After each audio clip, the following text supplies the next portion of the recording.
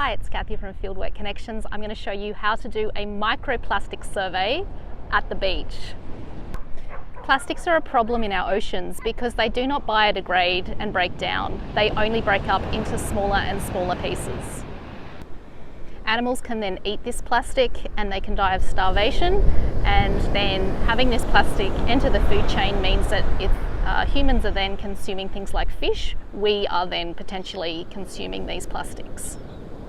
When doing a microplastic survey, we classify the plastics into sizes. So this little sushi fish we would call a macroplastic because it is greater than 2.5 centimeters. This little piece of foam here would be between 0.5 and 2.5 centimeters, so we call that a mesoplastic. And anything smaller than that, smaller than 0.5 centimeters, would be a microplastic. When doing a microplastic survey, the simple equipment that we need are a 1 meter ruler so that we can make a 1 meter quadrat area. We need a paper bag to put the plastic waste in, and we need our tally sheet for our data collection. It also helps if you can find some natural objects in the sand because these become the markers on the corner of your quadrat. To conduct our survey, we need to identify the high tide line at the beach, and you can see that because there might be a line of seaweed or sticks or plastic. So here's a good example of the high tide mark along this beach. So what we're going to do is mark out a quadrat in the sand. So can you put the 1 meter ruler down across the tide mark, please? Just lay it down on the sand. Okay, and then I want you to pick up this piece of bark here. Yep, that's going to go pretty much where it was. Put it back down. Okay, this end we're going to put a stick.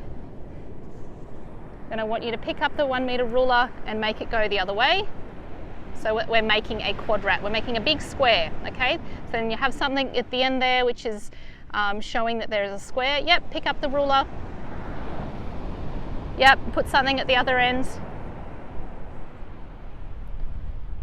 Yep, stick it in the sand. Try and make it even, back down to that first one that we put in. And now that we've done that, what we're going to be looking for is all the plastic that is within this square. So have a look to see what we have here. We have, looks like an old cigarette lighter. So the larger pieces, or the pieces of macroplastics, they are the most easy to find to start with.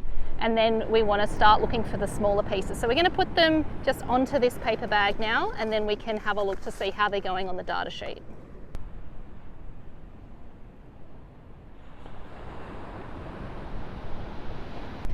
Just be careful with the smaller pieces of foam because the wind will pick them up. Oh, there's a nice big piece of foam. There's another one here. So we can see we've got quite a bit of styrofoam. If we're worried about them blowing away, we can put them into the bag. And then we want to look for the even tinier pieces like here. You want to be searching within your quadrat for about 10 minutes. So to fill in our data sheet, you can see we put in the date and time, we put our name, the beach location, beach name, the current weather conditions, and then here we can see we put in where the macroplastics that we are finding, we tally the number of pieces and the potential source that they came from. So this is what we found in our little 10-minute search. Lots of polystyrene, which is very light, the wind likes to blow it around.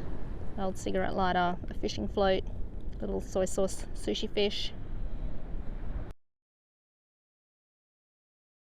Once we've tallied up all our pieces, we make sure that we take the rubbish off the beach and dispose of it correctly.